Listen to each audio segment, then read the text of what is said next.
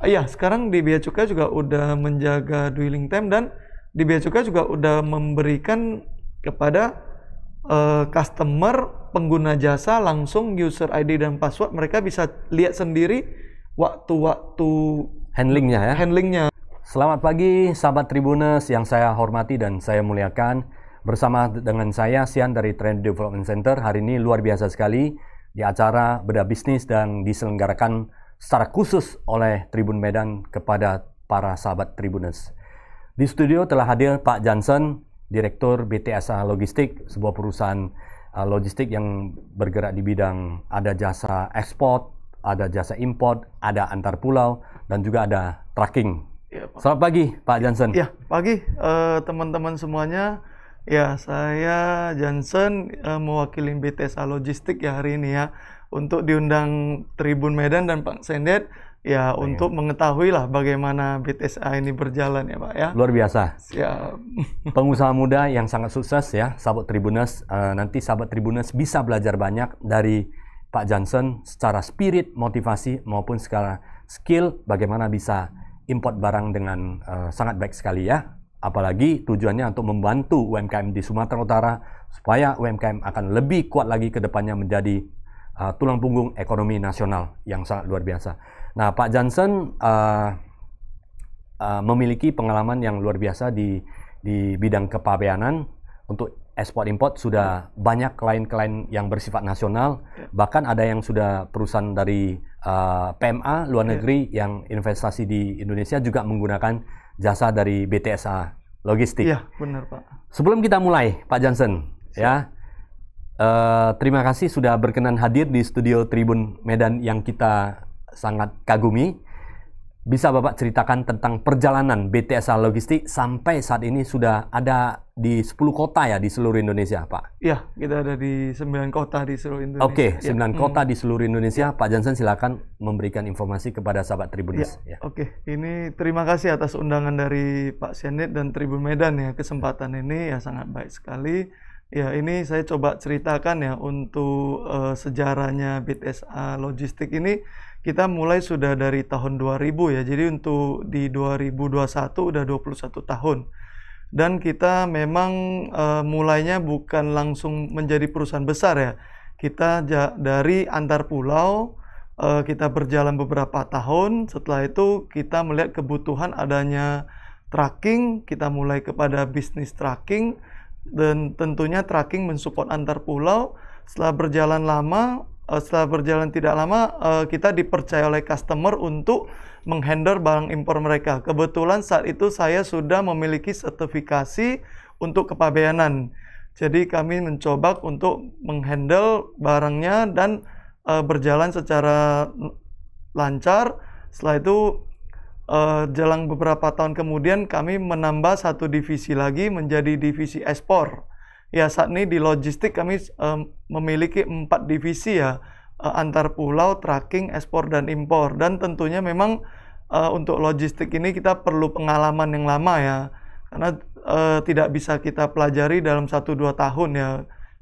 Di saat ini kita udah 21 tahun dan kita ada di 9 kota di Indonesia, ada di Medan, Pekanbaru, Palembang, Jakarta, Semarang, Surabaya, Bali, Lombok, dan Makassar. Ya, ini juga tidak terlepas dari supportnya Pak Sianit lah sebagai konsultan kami selama ini. Ya, kalau untuk BTSA Logistik ini, kita untuk undangan kali ini kita siap untuk coba mendiskusikan atau memberikan rahasia untuk bagaimana caranya impor ya kepada sahabat Tribuners yang butuh jasa impor ya, bisa coba konsultasikan kepada kami. Untuk UMKM kita juga welcome, untuk perorangan kita juga welcome Pak Sendir. Ya. Luar biasa, sukses selalu untuk BTSA Logistik dan tentunya Pak Johnson bersama tim super ya, karena ini BTSA bisa sampai saat ini juga tidak terlepas dari dukungan seluruh manajemen, staff yang mendukung sampai bisa 9 kota di Indonesia. Pak Johnson, kita cerita import, bagaimana cara import. Dan sebenarnya kalau kita tahu prosedurnya itu sangat mudah ya Pak. Benar. Kalau tidak tahu apapun menjadi sulit. Benar Pak. Ini sahabat Tribuners, kita akan gali lebih detail lagi. Pak Johnson adalah ahli kepabeanan bersama tim bukan hanya Pak Jansen, tetapi tim di dalam BTSA Logistik juga semua memiliki keahlian kepabeanan yang sudah teruji dan memiliki sertifikasi. Pak Jansen, dari segi import, bagaimana prosedurnya? Ya, memang misalnya ada UMKM atau pebisnis, katakanlah ingin berbisnis, apakah itu bahan baku untuk diproduksi, apakah untuk dijual kembali.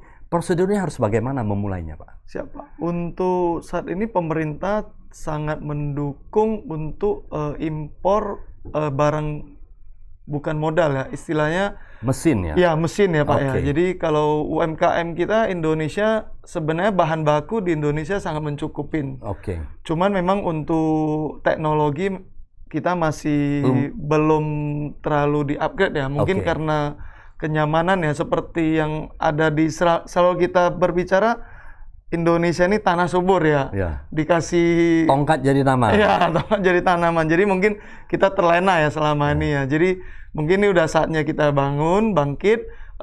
Untuk impor mesin kita cukup mudah, kita cuman butuh izin impor dan MPWP.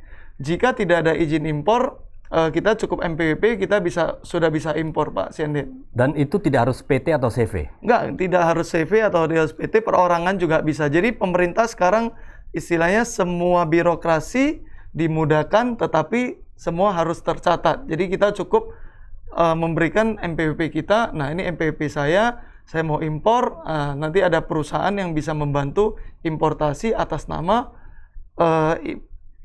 UMKM tersebut. Dan untuk importasi mesin-mesin itu tidak diperlukan untuk membayar PPN. Jadi pemerintah membantu untuk PPN bisa di-free kan Pak Siandet. Jadi artinya pemerintah cukup support di UMKM khususnya produksi dalam negeri ya. Yang selama ini mungkin beberapa perusahaan yang orientasi ekspor bahan baku sudah saatnya ya pemerintah support, sudah saatnya UMKM itu bangkit, bisa kreasi produk sendiri ya.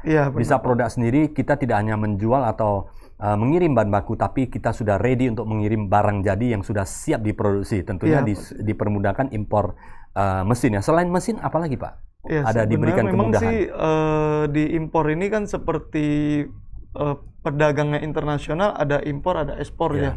Biasanya sih kita impor barang yang memang harga cukup bersaing di luar negeri untuk dimasukin dalam negeri ya. Bisa seperti makanan, minuman, kebutuhan rumah tangga, elektronik.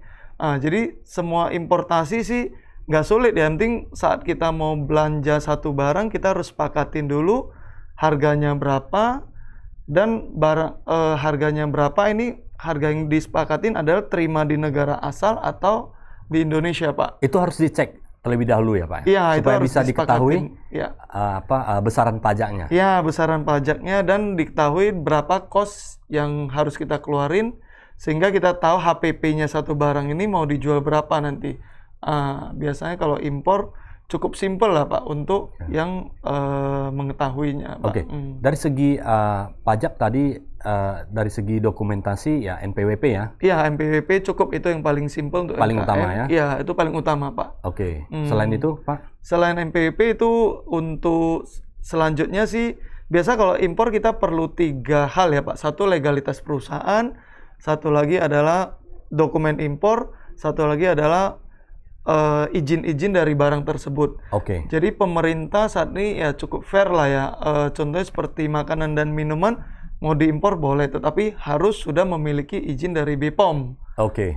Jadi sebenarnya memang importasi ini mudah-mudahan gampang-gampang sulit ya Pak ya. Yang penting prosedurnya ya, diikuti. Prosedurnya diikutin karena memang yang pemerintah buat ini punya alasan tersendiri Pak. Contohnya Pak, lampu Pak, elektronik butuh SNI. Kenapa Pak?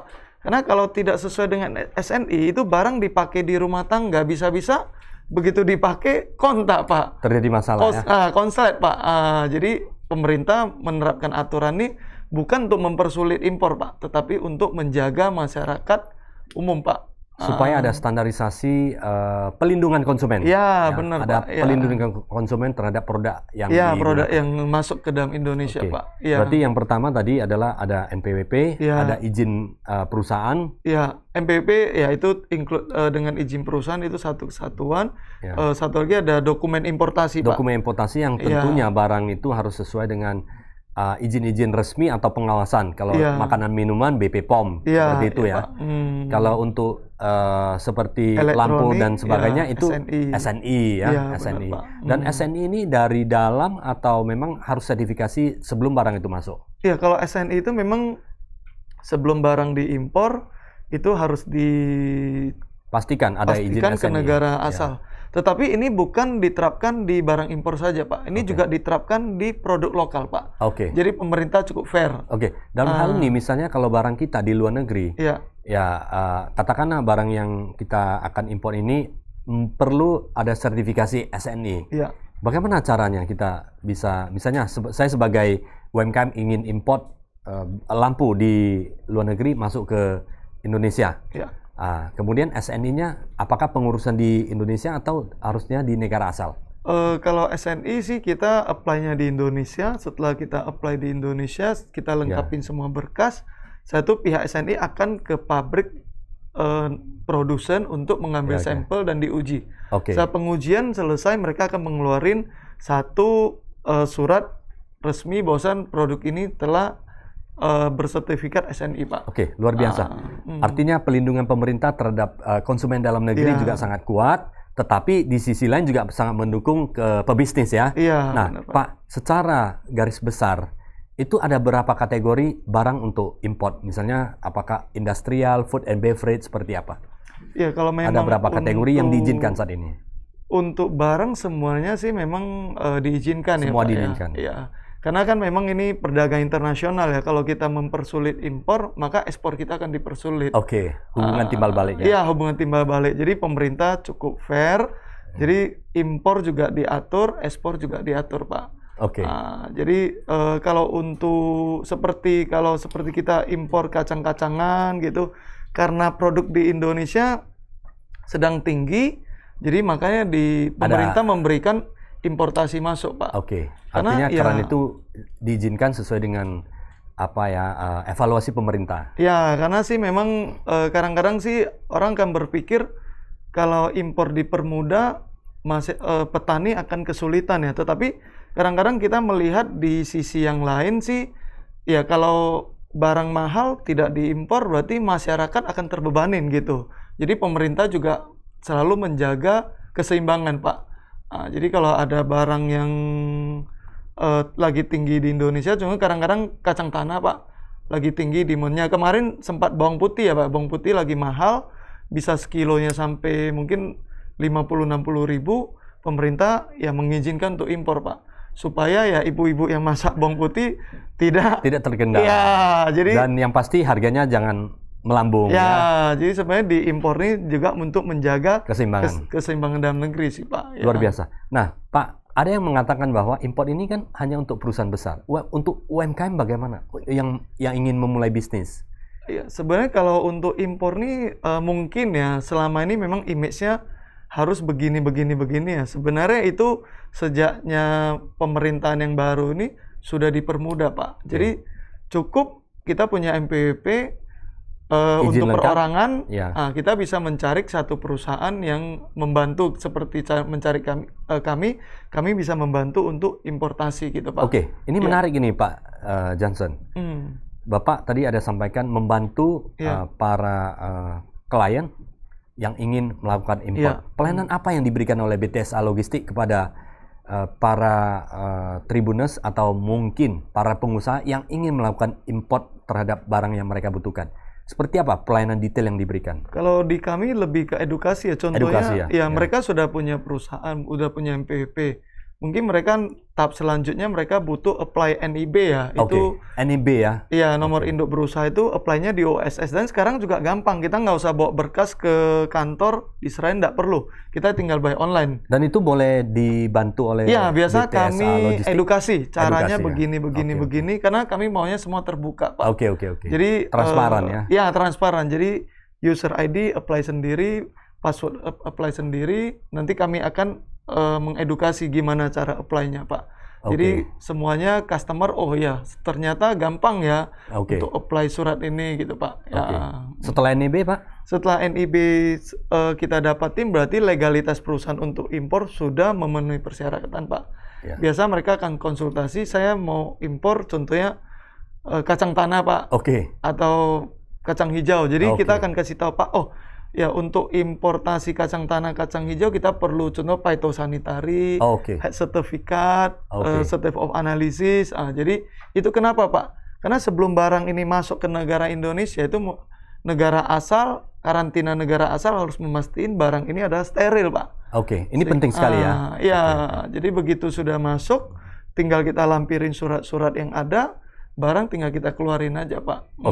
Artinya membantu para klien, para customer supaya pada saat masuk ke Indonesia itu tidak ada halangan atau hambatan ya. Kan sayang sih kalau misalnya barang yang sudah masuk tidak bisa dibongkar dan apabila barang itu tidak bisa tahan lama akan terjadi kerusakan. Biayanya sangat tinggi sekali. Jadi sahabat Tribuners, para UMKM yang saya hormati, carilah PPJK yang memiliki kompetensi yang bagus. Salah satu adalah bisa diuji adalah BTSA Logistik ya. Sani sudah melayani klien di bidang apa saja Pak?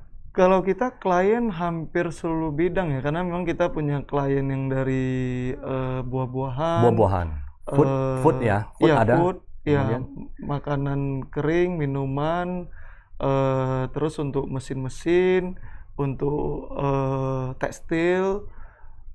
Untuk bahan bangunan, bahan bangunan termasuk besi, stainless dan sebagainya. Stainless, keramik, kitchen sink gitu Pak. Karena memang kan kami udah 21 tahun di sini dan hampir kita ada di 9 kota di seluruh Indonesia. Jadi saat ini memang kenapa kami ada di 9 kota?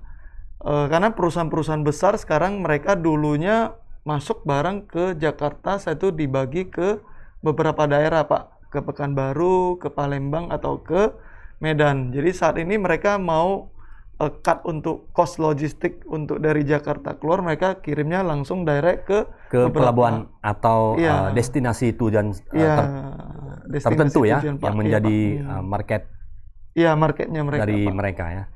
Nah ini bagaimana Pak? Itu misalnya sih barang apa saja yang bisa diizinkan untuk impor dan kemudian apakah misalnya dari Bea Cukai dari pemerintah ada larangan tertentu dan sebagainya. Bagaimana memberikan informasi seperti itu? Bagaimana? Apakah selalu update dari BTSA Logistik sehingga memberikan advice ini sehingga tidak pada saat masuk itu dapat diminimalkan kesalahan atau problem yang dihadapi? Memang sih kalau untuk informasi umum selalu kami update ya. Cuma memang informasi khusus seperti yang saya ngomongin kayak bawang putih, karena memang pemerintah menjaga kadang-kadang bawang putih nggak bisa masuk Pak. Mungkin di lokal sedang panen Pak. Atau bawang merah yang sering-sering panen ya di daerah Brebes sana Pak. Jadi kadang-kadang pemerintah sih memang menjaga, ini lagi panen nih, pintu tutup sebentar Pak. Karena kan untuk menjaga petani lokal untuk menjaga petani lokal supaya kemauan untuk berbisnisnya bisa meningkat Pak. Lebih sejahtera lah.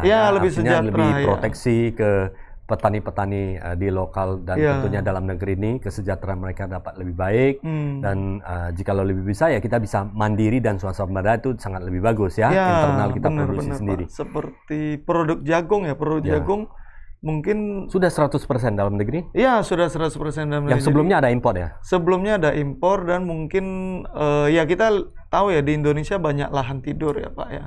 Jadi sebelumnya ada impor jagung, tetapi pemerintah melihat ini yang impor kan pabrik-pabrik besar ya Pak ya.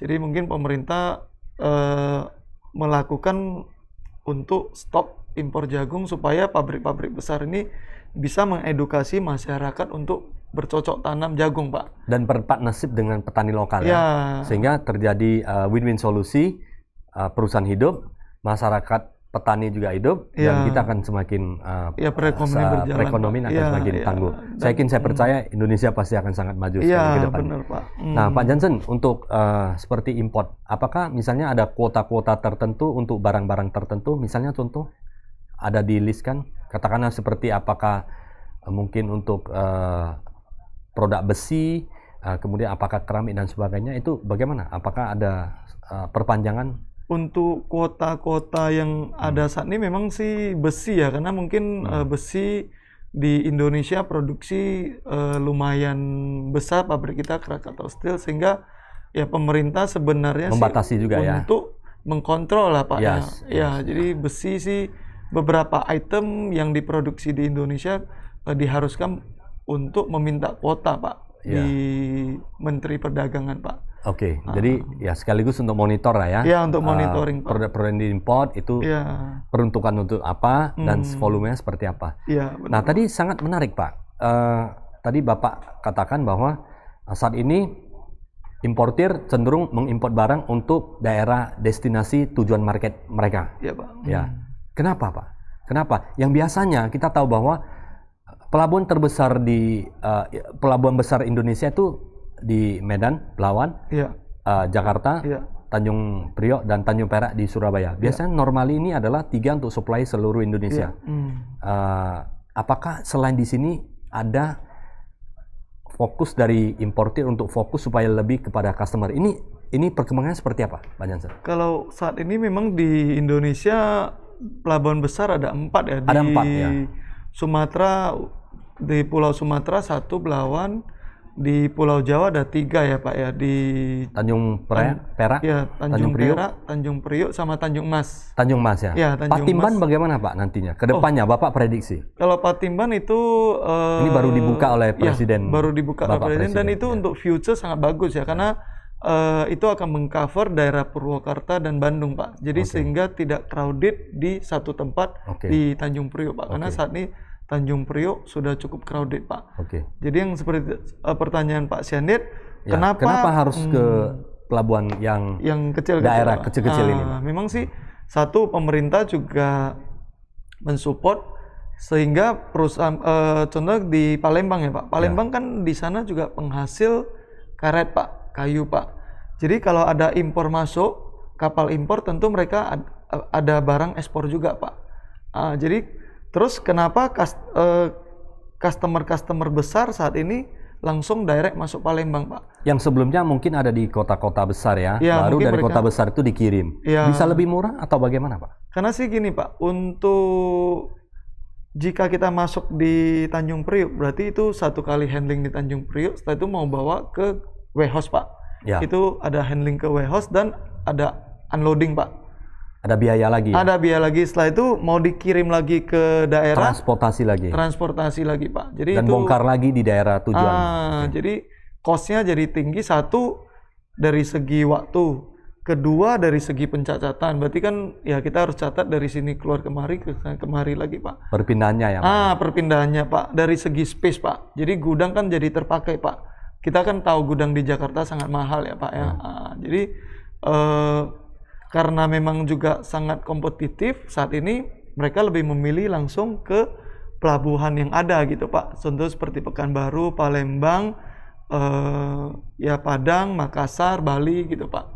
Jadi langsung direct ke pelabuhan-pelabuhan yang kota-kota kecil ini ya, supaya lebih dekat distribusi, dan dari segi efisiensi logistik, biaya-biaya lainnya bisa lebih murah ya. Berdasarkan kalkulasi memang itu lebih murah. Iya, itu pasti lebih murah Pak. Karena kan begitu kita sekali turun barang itu di pelabuhan ada biaya, kita bilang THC ya, terminal handling charge. Kita naik lagi ke naik lagi itu ada terminal handling charge lagi Pak gitu Pak. Jadi bongkar muatnya satu cost. Karena umumnya kalau dari Jakarta ke Medan mereka pasti pakai kapal laut Pak. Jadi contoh dari Cina ke Jakarta Pak, bongkar sekali. Saya tuh bawa ke gudang, bongkar barang, muat lagi, kirim lagi naik kapal ke Medan Pak.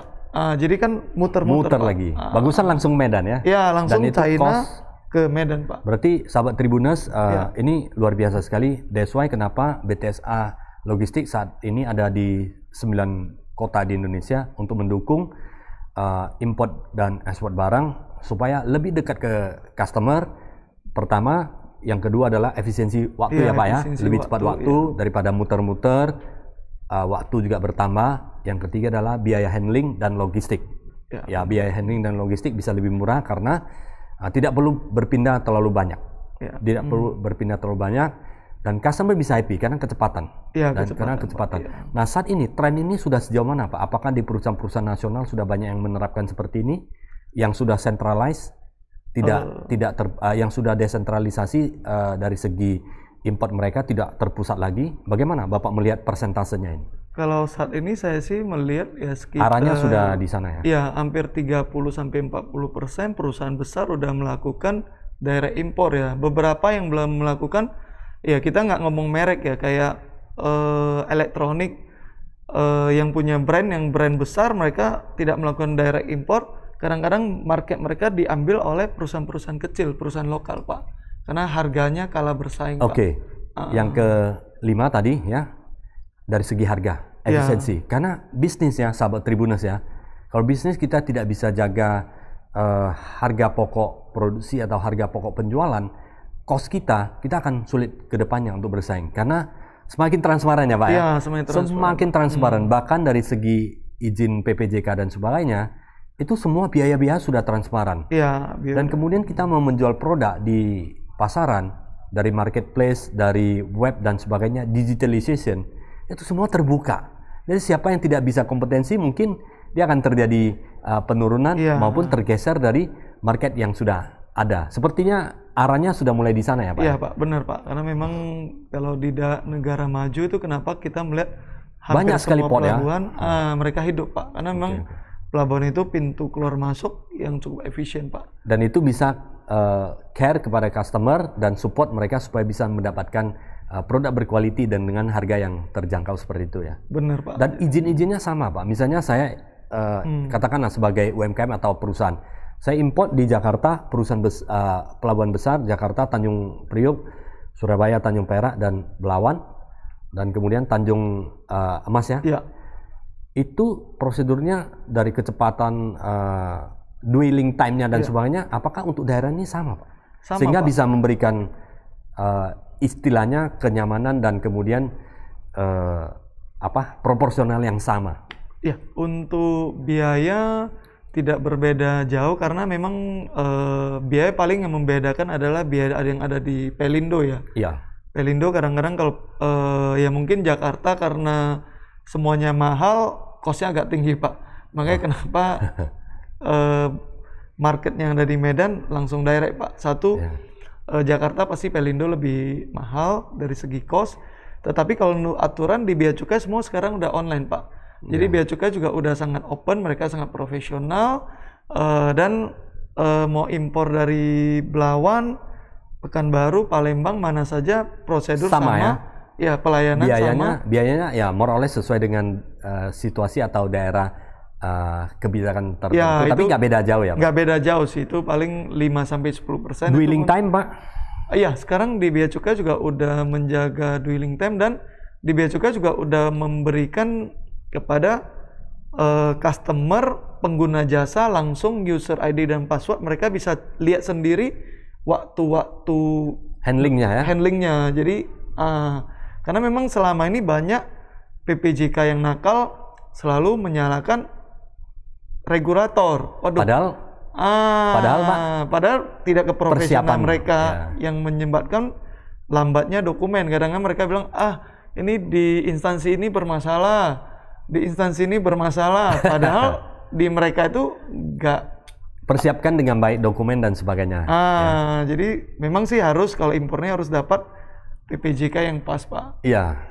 Carilah PPJK yang berkualitas. Bukan berarti harus BTSA ya. Tapi carilah yang sudah teruji, yang memiliki track record yang bagus, yang memberikan solusi ya. Silakan tanya kepada para importir siapa yang bisa memberikan informasi karena penting. Barang yang kita import jika terjadi masalah dan singgah di pelabuhan itu semuanya adalah biaya. Ya jangan sampai ada masalah.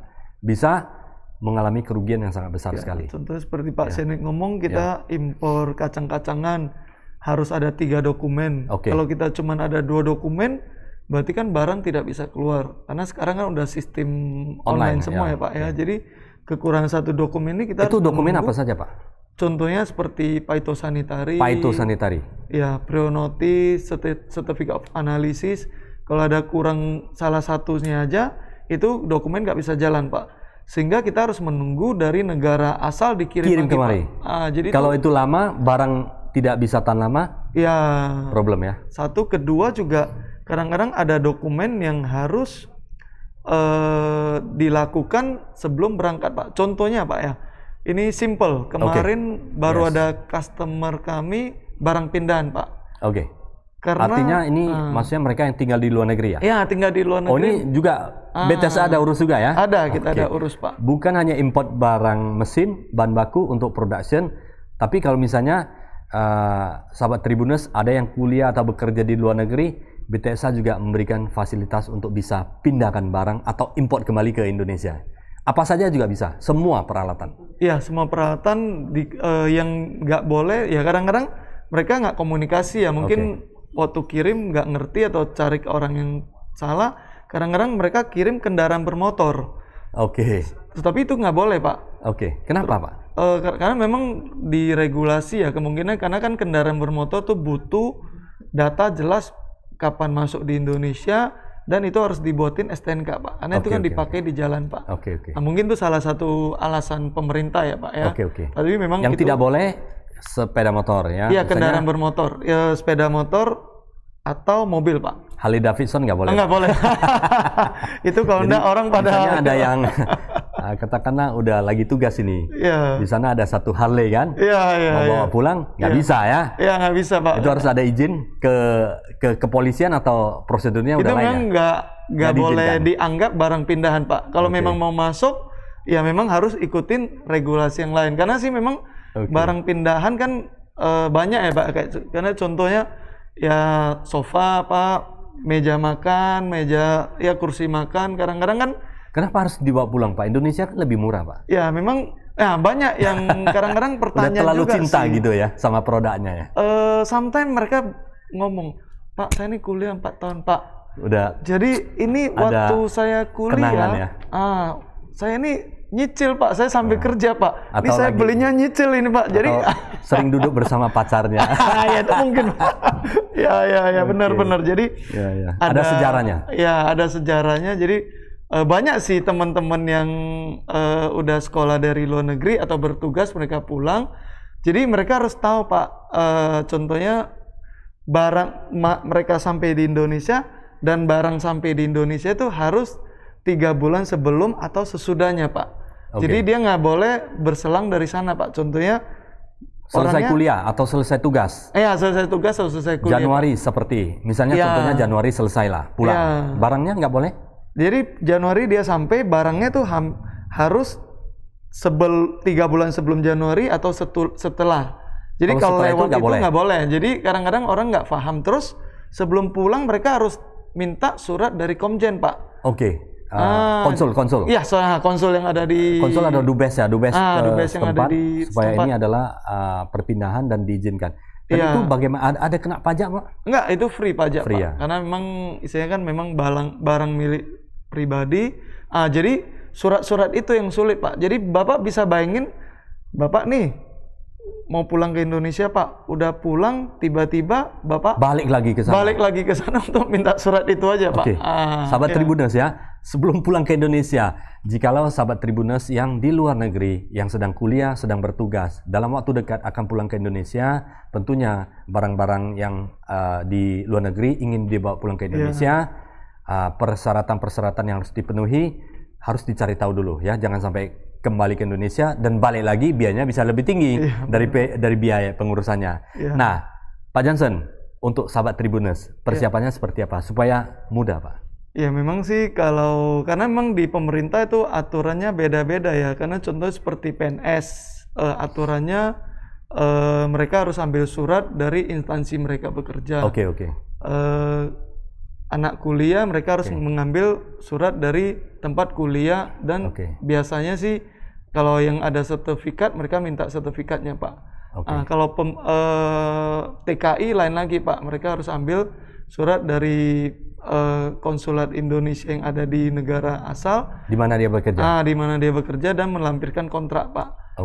Setelah itu barang-barang yang mereka mau kirim ya kita bisa bantu juga yang dari negara sana untuk mengirimkan. Itu nggak harus 1 kontainer. Itu kalau memang cuman hitungan per kubik, kita juga bisa membantu gitu Pak. Ini menarik. Ya, tadi kita cerita banyak dari import kontainer ya, per kubik. Iya. Dan kemudian per kubik itu juga untuk impor barang mesin dan semuanya, apakah bisa Pak? Bisa Pak. Jadi itu impor nggak harus satu kontainer. Contohnya, sometimes kita importasi mesin nih, kita mau coba dulu atau produk, itu boleh Pak, kita impor sebagian dulu dalam jumlah sedikit untuk trial dulu Pak. Dan biayanya bagaimana Pak?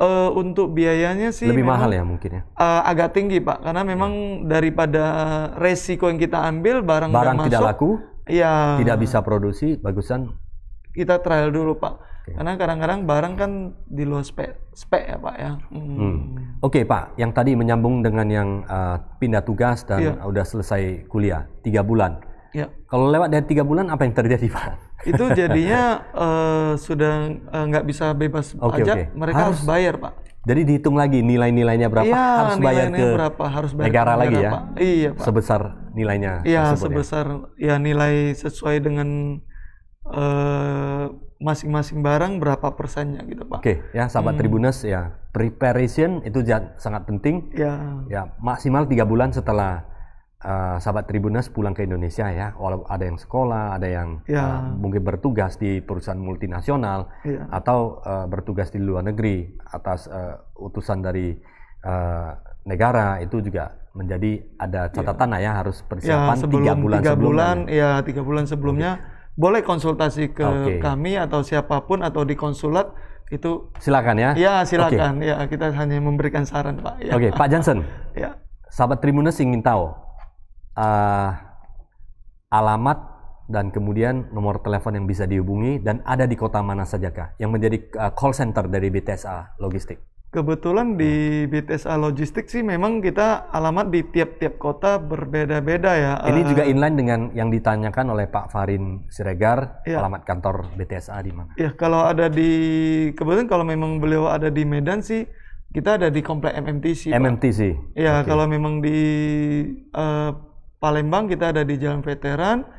Kalau di Palembang Jakarta, Veteran, ya di kita Jakarta ada di Kelapa Gading. Ya, kalau di Surabaya kita di Perak Timur. Dekat pelabuhan ya? Ya, kalau di Bali kita di Denpasar gitu Pak. Ya. Di Bali juga ya? Ya, kita ada di Bali. Memang Bali ini kita... Bali ini unik. Kenapa Pak Johnson terpikir untuk bisa buka cabang atau kantor di Bali untuk melayani pelayanan? Apa yang bisa dilakukan di sana? Untuk Bali kita sih kemarin karena ngobrol-ngobrol dengan teman-teman di Bali, mereka ada kesulitan.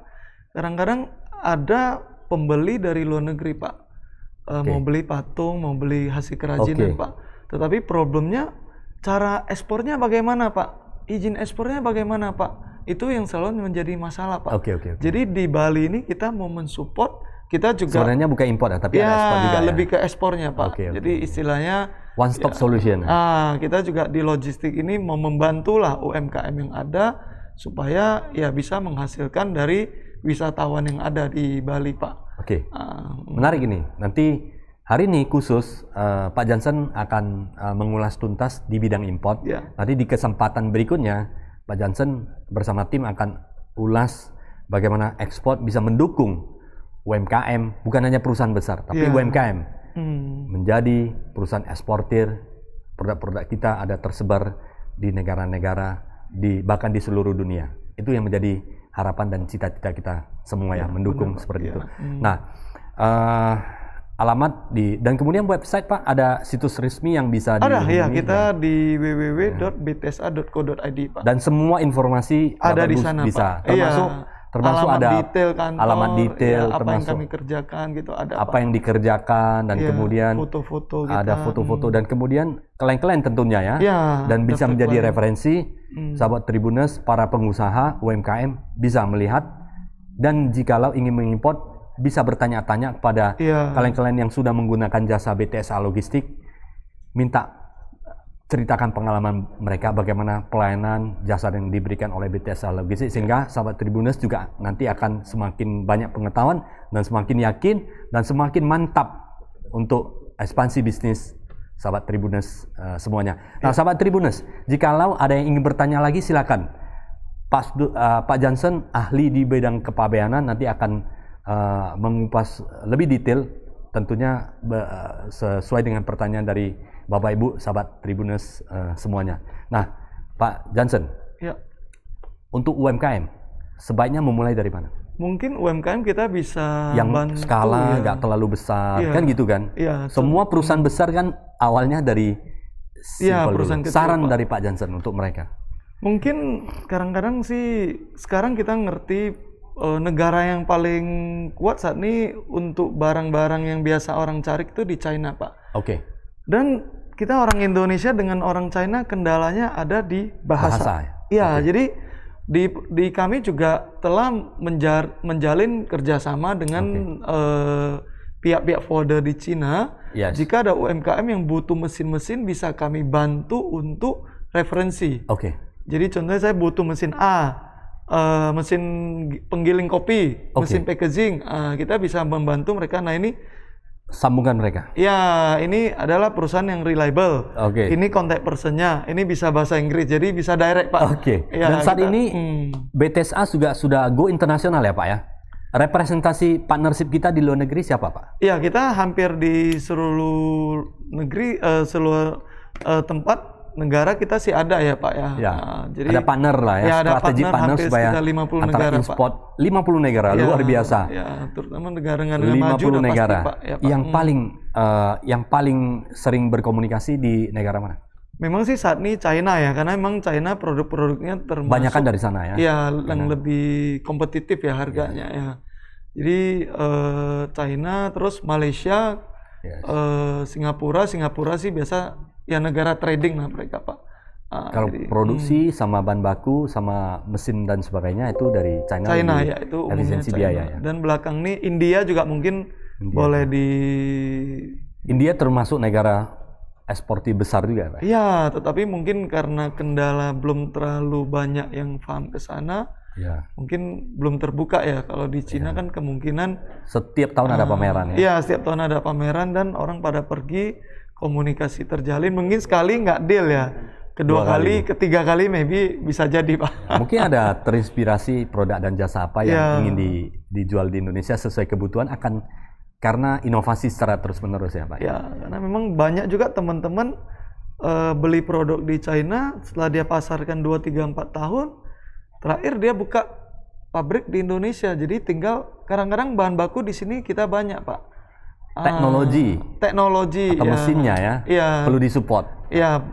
Jadi Ya mudah-mudahan lah kedepannya kita juga bisa membuat teknologi sendiri untuk kita bisa mandiri ya. ya. Pak Johnson, yang paling sering dihadapi oleh importir dan yang Pak Johnson sarankan ini tidak boleh terjadi, seperti apa? Maksudnya untuk preparation supaya biaya, waktu dan sebagainya tidak sia-sia, yang sering dihadapi dan solusinya Pak. Memang Tips singkat. ya, memang yang paling sering dihadapin secara umum ya, bukan klien kami aja, tetapi semuanya adalah pengetahuan akan dokumen yang dibutuhkan untuk importasi ini, Pak. Oke. Itu yang selalu jadi problem. Kelengkapan atau jenisnya Pak? Iya, satu jenis dokumen, butuhnya dokumen A, B, C, D, dan di dalam dokumen itu butuhnya keterangan apa, Pak? Oke. Kadang-kadang itu banyak PPJK yang nggak paham, pernah impor barang ini nggak? Gimana regulasi? Oh ya pernah, Bapak.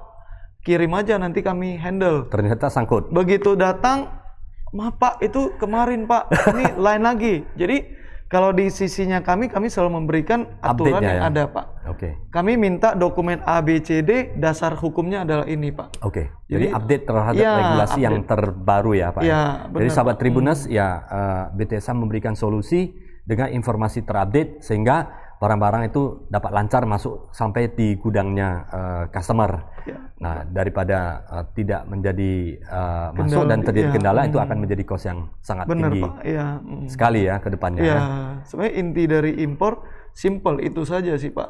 Bea cukai nggak pernah menghalang-halangi, Yang penting Pak. prosedural. Prosedural, Oke, ya, Pak. tidak Fair. tahu boleh konsultasi sama Iya. BTSA Logistik ya, website semua lengkap. Ya. Di sana juga ada informasi ya. Saya melihat itu ada seperti ada edukasi ya di dalam website. Iya, di BTSA. website kita selalu update juga news seperti ini. Baru-baru nih Ya. pemerintah membebaskan pajak impor ya, untuk PPH ya, Oke. selama setengah tahun gitu, Oke. Pak. Itu selalu kita edukasi ke customer kita. Jadi karena kan memang Menteri Keuangan melihat kondisi saat ini sedang COVID dan kurang bagus ya Pak ya. Sip, sangat mendukung lah ya supaya kelancaran semuanya. Iya. Apalagi yang berhubungan dengan untuk mendukung supaya kesembuhan dari COVID ini bisa lebih baik lagi. Ekonomi bisa berjalan kembali Pak. Pak Johnson, ini menarik sekali ya. Berarti tadi BTSA siap memberikan informasi, silakan di kantor BTSA MNTC Jakarta di Kelapa Gading. Dan untuk lebih mudahnya www.btsa Logistik, Bapak Ibu sahabat Tribuners akan cari di semua kota alamatnya di mana. Silakan welcome ya. Welcome cari dan akan dilayani oleh tim support oleh BTSA Logistik apapun produk, skala industri, jenis industri, silakan berkonsultasi ya akan memberikan support yang luar biasa. Nah, Pak, kedepannya BTSA di bawah kepemimpinan Pak Johnson akan seperti apa untuk mendukung perusahaan di Indonesia? Mungkin nextnya kita coba, kita udah mulai ya supply chain dan warehouse ya Pak ya.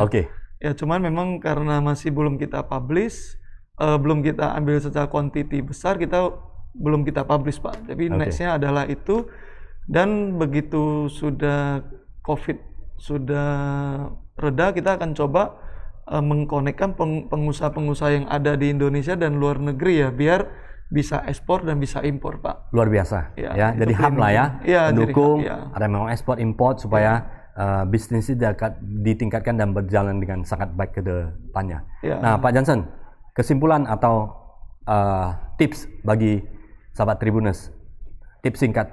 Ya, kalau untuk sahabat Tribuners yang mau impor sih, yang penting diketahui aja terkait izin-izin impor yang harus dipenuhi. Dan jika memang berkonsultasi dengan PPJK yang ada, minta landasan hukumnya. Jangan menurut pengalaman saja Pak, atau menurut biasa. Karena memang Indonesia kebanyakan, biasanya seperti ini. Tiba-tiba peraturan berganti, masih biasanya yang dipakai Pak, gitu Pak. Ya itu cuma tips untuk Tribuners ya. Harus ada dasar hukumnya. Dari dasar hukum, itulah bagaimana PPJK itu bekerja, supaya demi keamanan kita ke depannya, barang juga lancar, biaya juga terukur. Iya, benar Pak. Baik, terima kasih Pak Johnson atas waktunya. Thank you, Pak. Ya, yang sangat padat. Saya tahu bahwa Bapak sering traveling, jumpa customer melayani, dan hari ini luar biasa memberikan kesempatan untuk hadir sharing bagaimana import untuk mendukung UMKM dan pebisnis di Medan Sumatera Utara ini akan menjadi lebih baik lagi, lebih kuat lagi, dan ekonomi akan menjadi lebih maju lagi. BTSA Logistik tentunya menjadi partner bisnis untuk kita semuanya. Terima kasih Pak Johnson. Sukses untuk Pak Johnson, untuk BTSA Logistik dan grup. Ya, terima kasih. Salam sehat dan sukses selalu untuk sahabat Tribuners semuanya. Sampai jumpa di kesempatan yang lain yang tentunya lebih dahsyat lagi dan lebih menginspirasi lagi. Terima kasih. Sampai jumpa kembali. Thank you.